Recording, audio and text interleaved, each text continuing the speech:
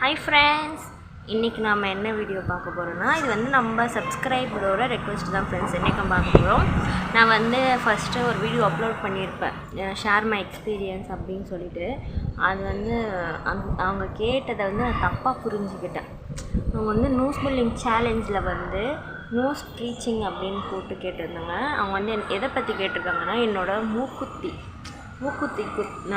குத்தின எக்ஸ்பீரியன்ஸ் பற்றி அவங்க கேட்டிருக்காங்க. நான் வந்து தப்பாக புரிஞ்சுட்டு வேற ஒரு எக்ஸ்ப்ளனேஷன் கொடுத்துட்டேன்.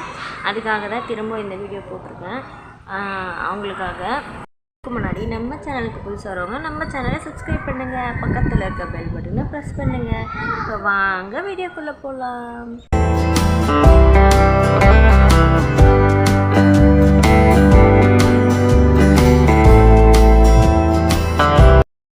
நான் வந்து இந்த மூக்கு வந்து நான் எப்போ குத்துனேன்னா ஃப்ரெண்ட்ஸ், எனக்கு வந்து மேரேஜ்க்கு ஒரு 2 days முன்னாடி தான் நான் வந்து மூக்குத்துறதுக்கு போனேன். என் மூக்குத்துறது எனக்கு பிடிக்காது, மூக்குத்தி போடுறது. இருந்தாலும் மேரேஜுக்காக தான் குத்தணும் அப்படின்னு சொல்லிட்டு போனேன்.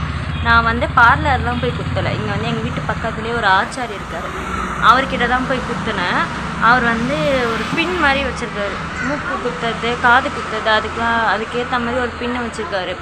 அதுக்குள்ளே வந்து நாங்கள் கொடுத்ததோ இந்த மூக்குத்தி வந்து அவர் அதுக்குள்ளே போட்டுட்டு எனக்கு வந்து அப்படியே எந்த ஜெல்லி எதுவுமே தராமல் அப்படியே குத்திட்டார்.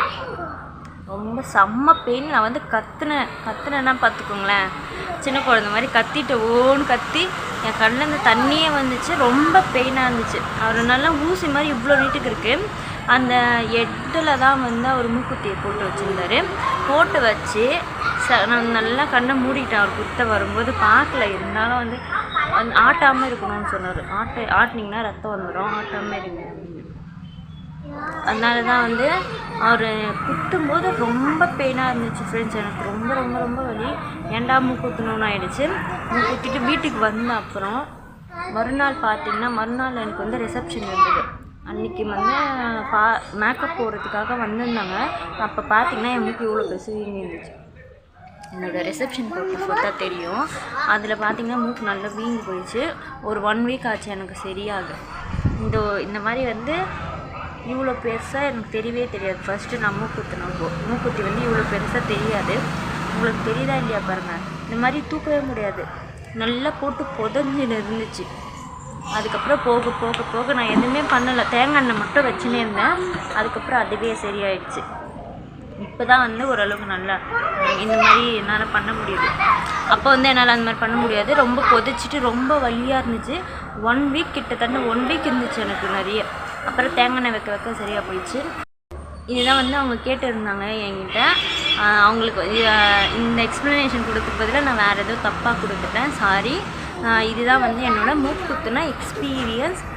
பார்லரில் போனீங்கன்னா அவங்களோட மூக்குத்தி தான் போடுவாங்க. நான் வந்து எங்கள் ஆச்சாரிக்கிட்ட கொடுத்ததுனால அது வந்து என்னோடய மூக்குத்தியை அவர் போட்டு விட்டார். நீங்கள் குத்துறதா இருந்தால் அவங்களோட விருப்பம் தான், எப்படி வேணும்னு பார்த்துன்னு. பார்லரில் குத்துறீங்கன்னா அவங்க மூக்குத்தி வந்து ஒரு 3 நாளைக்காச்சும் போட்டுருக்கணும் அப்படின்னு சொன்னாங்க. இங்கே வந்து அப்படி கிடையாது, நம்ம மூக்குத்தி நம்மளே போட்டுக்கலாம். ஓகே ஃப்ரெண்ட்ஸ், இந்த வீடியோ உங்களுக்கு பிடிச்சிருந்தா மறக்காமல் நம்ம சேனலை லைக் பண்ணுங்கள், ஷேர் பண்ணுங்கள், சப்ஸ்கிரைப் பண்ணுங்கள், பக்கத்தில் இருக்க பெல் பட்டனை ப்ரெஸ் பண்ணுங்கள். பாய், நெக்ஸ்ட் வீடியோவில் பார்க்கலாம்.